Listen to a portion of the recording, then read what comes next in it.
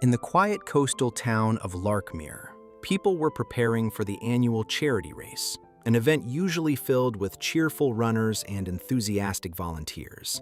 But this year, the mayor announced something different, a special marathon known as the Great Wanderer's Quest. It wouldn't be a normal run. Participants would have to travel through forests, cliffs, old tunnels, and even a forgotten pedestrian bridge that no one had crossed in years. Miles, a young athlete with a steady pace, tightened his laces and listened carefully. Every step counted in this challenge. He imagined the rhythmic footsteps echoing across strange lands, and an excited shiver ran down his spine. Most townspeople assumed it would be a long excursion, nothing more than a scenic adventure. But the map suggested otherwise. The path required runners to cruise across a river on a small wooden raft, take a cliffside trip into the northern valley, and even complete a brief mountain vacation-like segment that included climbing, camping, and navigating fog. "It feels like a mix between a hike and a survival course," Miles said as he warmed up beside the starting line. A woman beside him stretched her legs. "Or a long jog with surprises," she laughed. She wore a bright vest that announced she was a regular jogger. The horn sounded, and Miles took his first confident stride forward. The crowd cheered as runners wove through the town square, but once they passed the bakery, the road narrowed into a trail through tall pines. The forest felt alive. Cool wind brushed their faces as the group began to wander along unfamiliar bends. Some runners chose to linger to take photos, admiring the sunlight bouncing off the leaves, but others moved ahead, determined not to lag behind. Miles felt his muscles warm, every limb cooperating as he powered through the path. Halfway into the course, the trail dipped into a muddy valley. Miles felt the ground pull him downward with every step. The mud tried to drag his shoes into the earth, slowing him down. Runners around him groaned. "This part always gets us," said a tall man, trying not to bend his knees too deeply into the mud. Another competitor slipped and landed on her side, but stood up quickly.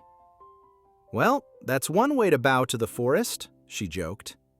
Miles laughed breathlessly.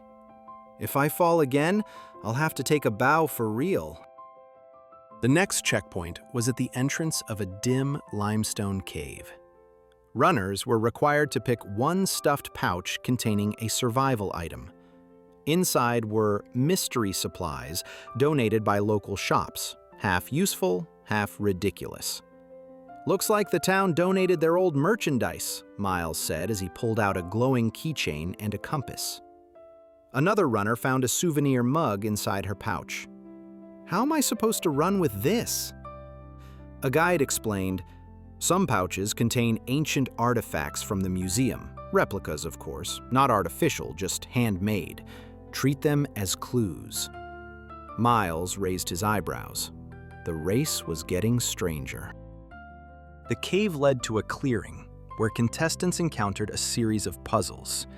Each required choosing the correct material or raw stone from a table. "Select the proper raw material to unlock the gate," the sign read. One choice opened the path. The others triggered harmless but messy distractions. Falling leaves, a harmless ink splash, or a burst of scented bubbles.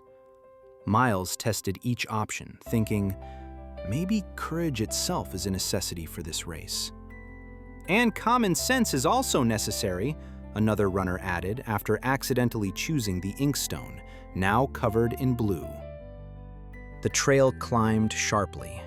At the top stood a checkpoint with a box labeled, "Choose one outfit enhancement."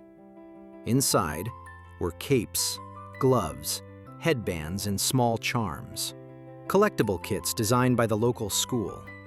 Miles chose a lightweight scarf. "Feels like a lucky charm," he said. The jogger from earlier selected a small running kit with snacks. "Fuel for the soul," she grinned. The next challenge required runners to cross a swamp using only giant wooden utensils, a comically oversized spoon, fork, or spatula. "Who designed this?" someone shouted. Miles grabbed the spoon. It was surprisingly steady. Others laughed as they tried balancing like circus performers. "I feel like garbage on a stick," one runner complained. "Don't be dramatic," another said. "More like rubbish with style." But everyone had fun wobbling through the swamp, joking about trash, waste, and junk, while avoiding falling into the mud again.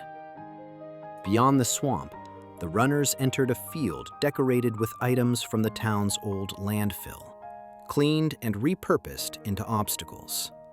Old tires, metal scraps, broken signs, and empty cans formed a maze. Signs encouraged them. Recycle the path. Reuse your creativity. Avoid the litter traps. Miles admired the creativity. Even the waste from the past had been transformed into something meaningful. At the edge of town, an underground tunnel awaited. It wasn't dirty, but it was themed like an old sewerage system. Runners had to hop over fake pipes and dodge foam water splashes. Miles laughed as foam hit his face. Refreshing and mildly disgusting. Just when runners thought they were clear, a station sprayed them with bubbles made from detergent, lotion, shampoo, and gentle soap scents.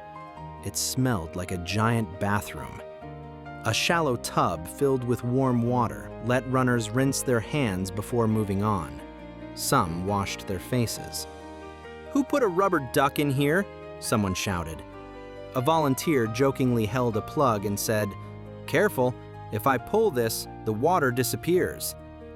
Miles turned a shiny tap out of curiosity, releasing a small waterfall from a hidden pipe. It ran through a decorated pipeline before splashing into a glowing tube. "What is this? A spa marathon?" Miles laughed.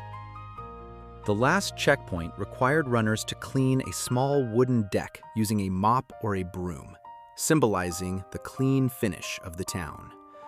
Miles grabbed the broom and swept quickly, laughing at how absurd yet wholesome the task was.